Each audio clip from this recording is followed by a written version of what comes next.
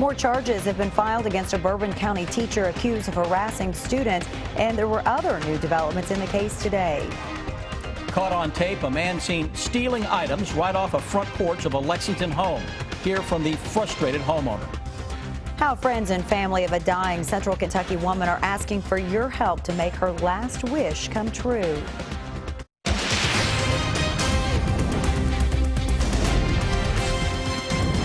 WKYT News starts now with breaking news. Good evening to you. Tonight, charges have been upgraded against a Laurel County couple for the death of their 7-week-old baby.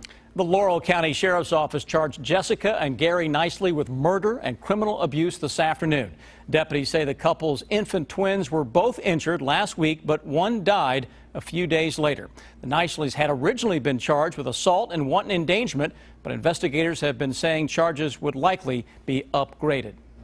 The case against a Bourbon County teacher accused of harassing students continues to grow tonight. He's now facing some new charges. Rick Massey made his first court appearance this morning, and investigators say more students have come forward claiming he harassed them. Garrett Weimer has the latest from Bourbon County in our top story at 6.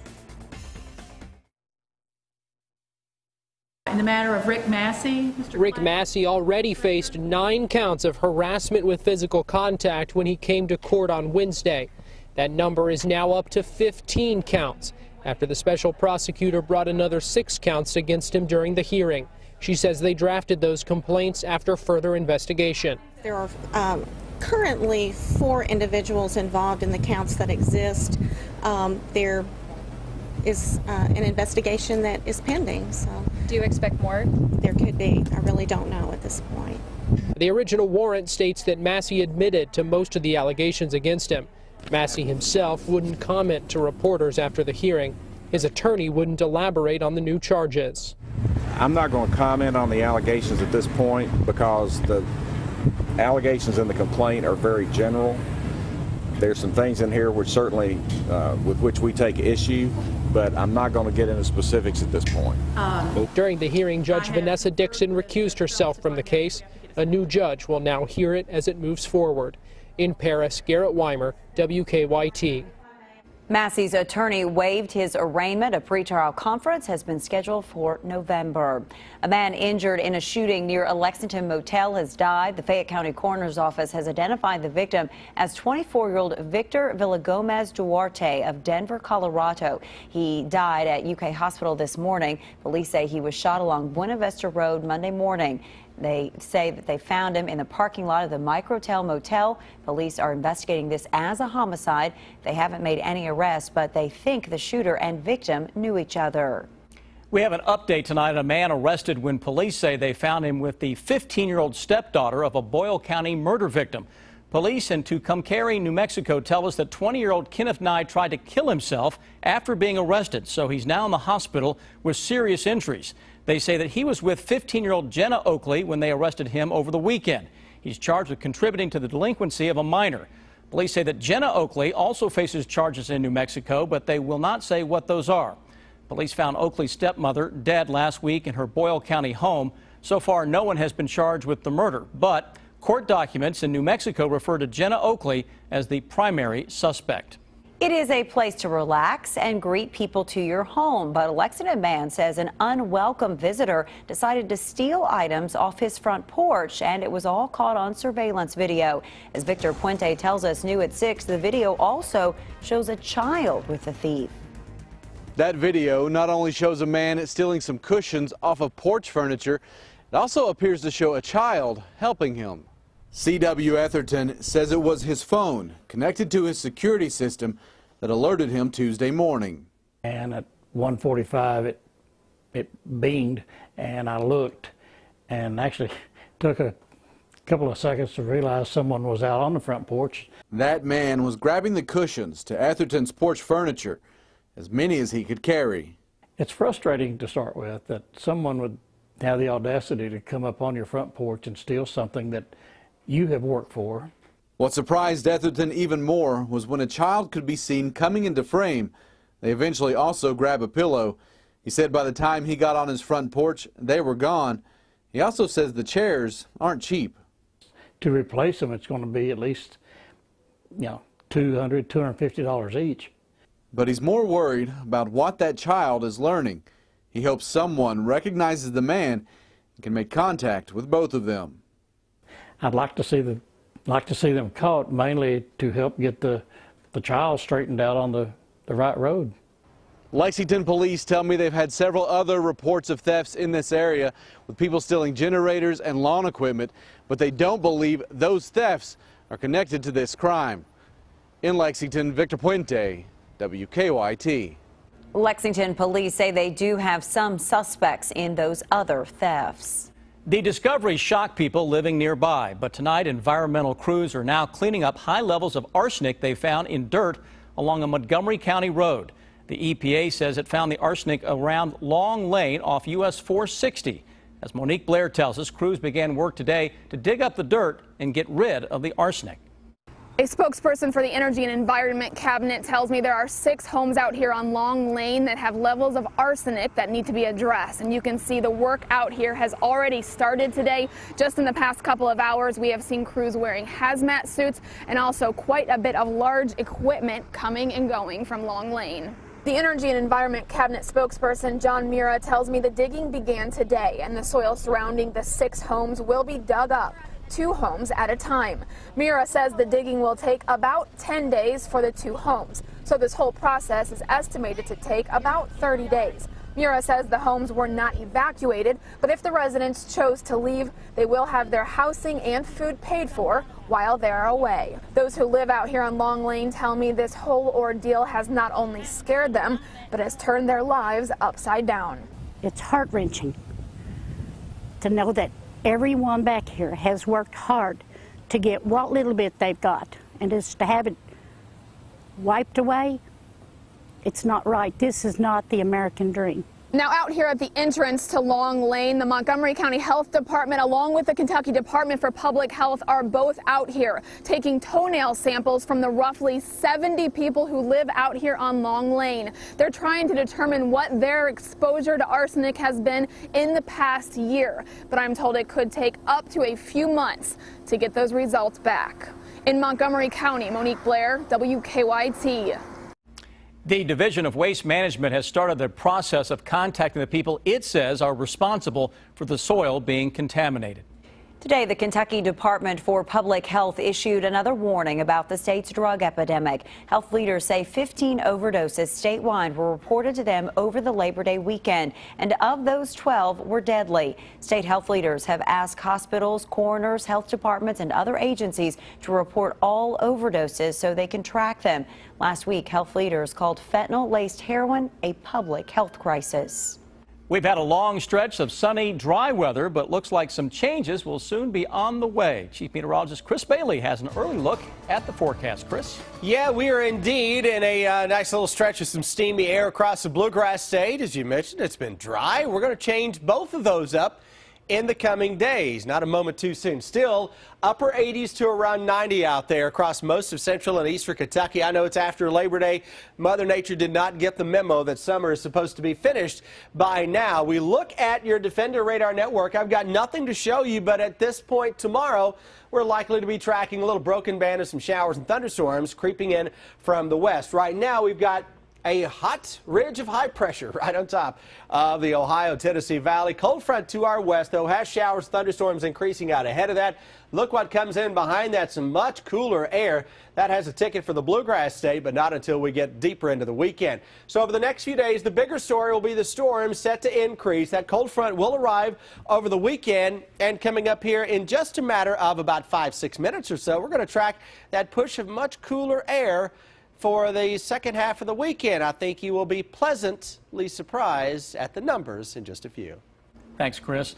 They met while battling the same health problem, and that led to love and marriage. But that health problem that brought a central Kentucky woman and her husband together has also kept them apart in recent months. Now, friends and family are asking for help before time runs out. Sean Moody has their story. Home can be a whole lot better than a hospital room. Katie Prager would know. She's been in and out of them for a while, dealing with cystic fibrosis. In fact, that's how she met her husband, Dalton. He also has the disease. It's not recommended any CF patient be with another CF patient, but, you know, you gotta do what you gotta do. Both Katie and Dalton got lung transplants over the last couple of years, but Katie's new lungs haven't done as well as she'd hoped. There's stuff going on now that it's just impossible to fix. Which explains why she's at home instead of a hospital room. You can't just creep around and tiptoe around the idea of death. You've gotta, you know, come to terms with it and accept it, and I think I've done that. To make the decision to come home like this would be difficult enough for anybody, but there's one other thing that's made this time a lot harder for Katie. All I want is just to see him, even if it's for one time, for just a few minutes. Dalton's actually having a tough time himself, hundreds of miles away in his hometown of St. Louis. Yeah, he's got pneumonia, but it's not doing too good right now. Just yesterday, a friend launched an online fundraiser to bring Dalton to Kentucky, and it moved fast. They've got the money they need, and Katie expects Dalton can come to UK Hospital soon. It happened so fast, and we have so many offers, so I'm positive that, you know, he'll be coming to Kentucky soon. Since they hit that fundraising goal so fast, Katie's now trying to help plan for the future. I just really want my family not to have to worry about it, because, I mean, if you think about it, they're already losing their daughter. Katie isn't sure how much longer she'll be here, but she wants to make the best of it with the people she loves. In Flemingsburg, Sean Moody, WKYT.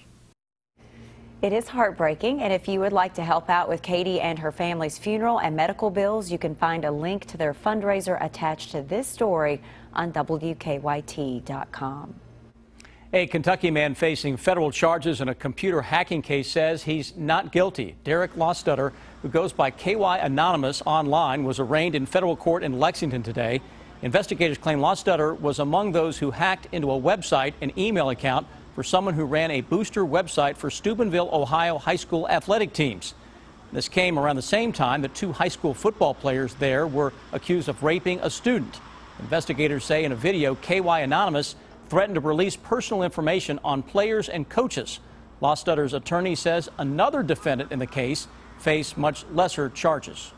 The person who admitted to doing these hacks that Mr. Lostutter is alleged to have participated in took a plea deal with the government for a misdemeanor. And he's looking at multiple felony counts, and I think that's a bit odd. Lostutter's case is scheduled to go to trial in November. Lexington's oldest bar has a flashy new sign tonight, but how it's a blast from the past next. It's pretty cool. A new sign with a retro look now greets customers to Lexington's oldest bar. Take a look. Ruggles Signs installing a new neon sign this afternoon at the Chevy Chase Inn on Euclid Avenue. The sign was recreated from a classic neon sign that stood outside the bar decades ago. The bar's owners say they saw pictures of that old sign and thought it would be a great idea to recreate it. They raised money through a Kickstarter campaign. Now, your hour-by-hour forecast with Chief Meteorologist Chris Bailey. A lot of blue skies across the Bluegrass State today. Unfortunately, it's coming with a steamy price. Thermometers again hitting 90 degrees into much of the area. Live look outside Hamburg Pavilion in the distance, and there you see that blue sky that is right on top of the Lexington area. Those temperatures again upper 80s to right at 90 degrees. Don't have a whole lot of humidity in the mix now. We'll change it up, though, over the next few days, and that will eventually produce some scattered thunderstorms. I think by this time tomorrow night, I'll be tracking a storm or two out there in the parts of central and western sections of the area. Defender Radar Network, nothing across the region. High pressure continuing with that sinking air. You need air to rise to get some clouds, showers, and storms. That air is indeed rising here across the Plain States, where we have a cold front that is on the move. That front gets in here as we go into the first half of your weekend. What's behind that is our little goodie, our little treat coming up as we go into Sunday and Monday. Tomorrow, nothing really good about that unless you're a fan of just true summertime. I like my summer in the summer. Get me past Labor Day. Let's roll into fall. 90 for a high tomorrow. Threat for a thunderstorm or two late afternoon into the early evening. That's the trend tomorrow afternoon. A little better shot for some storms around on Friday. Nothing is all-day rain here. Chance again late Saturday afternoon and evening as a cold front arrives from northwest to southeast. New hour-by-hour forecast timing the increase in some clouds tomorrow with the upper 60s to low 70s to begin the day. You will definitely notice more clouds tomorrow than what we had today. Not hard to do that when you can only find a cloud or two out there. By 5 o'clock into the afternoon, showers, thunderstorms will begin to press in from the west. Scattered fashion. Not everybody will see rain tomorrow. We go into Friday. Good shot for some afternoon thunderstorms that will try to clear out in time for some of those high school football games, though I suspect one or two will linger out there into the early part of the evening especially. Then as we go into Saturday, cold front is still off to our west, so we start the day in pretty good shape. Winds are going to be gusty, but that front is on the move with a afternoon thunderstorm line that will crash in here.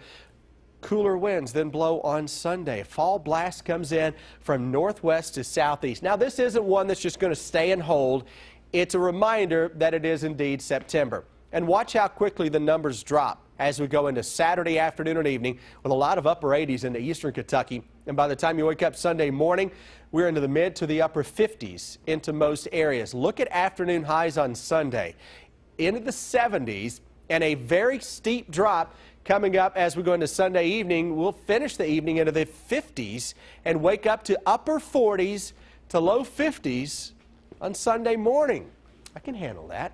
We go into the middle of next week. Temperatures likely will rebound a little bit ahead of the next front that arrives later Wednesday and Thursday of next week. But the weekend, second half, certainly a lot better than the first half. At least in my book, it's, you know, to each his or her own. No, I'm ready for cooler weather. Yeah, me too. Sunday looks really good. Get rid of that 90. Amen to that. All right. Brian, it is a big question. UK and Florida this weekend. Will the Cats ever beat the Gators? Who knows? The last two games have gone right down to the wire, but Florida is a heavy favorite, and UK has several players from the Sunshine State, including Juice Johnson. The juice is loose. Next. In 2011, Kentucky ended that dreaded losing streak to Tennessee. That losing skid ended at 26. Florida has won 29 in a row. Drew Barker, get this, is the 16th different UK starting quarterback to take his crack at ending the Cats' futility against Florida. Against Southern Miss, Barker played exceptionally well, tossing 4 touchdowns, and he is eager to get it going on in Gainesville. Yeah, I'm looking forward to it. I'm really excited. The Swamp's one of the best places to play in all college football, so it should be really exciting. I'm looking forward to it. We had a great day of practice out here. I feel like everyone's ready to go. I haven't seen any negative effects from this past Saturday, so I feel like we're going to be ready to go. It's a lot of quarterbacks. UK receiver Juice Johnson lit up the Gators in the Swamp 2 seasons ago. Johnson, then a freshman, caught 6 passes for 154 yards and 2 touchdowns. The Winter Garden, Florida native is excited about going back to his home state, but he needs a few tickets for family and friends. I love going home, so that's a chance for me to get back home on a free trip. So, going back down there and, playing against just those guys and just everything, it's a great time. Actually, I'm letting my mom handle that. So she's back at home getting all those tickets and everything together. Yeah, she told me she totaled up already 66. So I still got to just get a couple on my part. But, yeah, I'm glad to see the family and everybody. Cats and Gators Saturday afternoon, 3:30, right here, WKYT. And immediately following, we will have a special edition of WKYT Game Time. Mark Stoops' post-game press conference will be live from the Swamp. It's the home opener for Mark Elder and the EKU Colonels tomorrow night. U-Pike comes into Richmond. Dramatic effect with the music. Benny Coney, who replaced an ineffective Matty Mock, is out after suffering an injury at Purdue. Mock suffered through a miserable day himself, throwing for 2 interceptions in the Colonels' 45-24 loss. And that's part of being a quarterback. Just the same as you go out there and you throw for 400 yards and 4 touchdowns and no interceptions, and everybody says that you had the greatest game in the world. Well, guess what? You're a line block to make it so that you can make great decisions. Your receivers won their one-on-one battles. You probably threw a couple balls that were about 2 yards down the field and someone made someone miss and went for 80, and you got all 80 of them yards in your stat. in your stat pile there. The quarterback position, it's going to always take more blame than it should, and it's always going to probably get a little bit more credit than it should when things are going well. Man, that's a lick. Former EKU quarterback Al Holland Jr. leads his 2-0 Bears into Roy Kidd Stadium tomorrow night. Mark Elder in search of his first win with the Colonels. You can see that game on the OVC Digital Network beginning at 7 o'clock. And some of the news and notes that just came out of UK football practice, the Cats have already had their first players-only meeting called by linebacker Denzel Ware. More on that later tonight. Sam and Amber, back to you. Thank you, Brian. A final check of your first alert forecast is next. And then on the CBS Evening News, the wait is over. Apple has unveiled its new iPhone 7, but it has less bells and whistles than in years past. One more day where we might hit the old 90. You got a chance at it tomorrow. Some afternoon clouds and a shower thunderstorm will have the final say on that. Better storm chance on Friday and the second half of Saturday. Feast your eyes upon some greatness. No, I'm not talking about Brian. That is Sunday. I'm here. 75, 54 in the low, 50 for a wake-up temperature on Monday. I was actually looking at you. We got a split panel over here. Just cannot do anything with them at all. Thanks for watching. We'll see you back here at 11.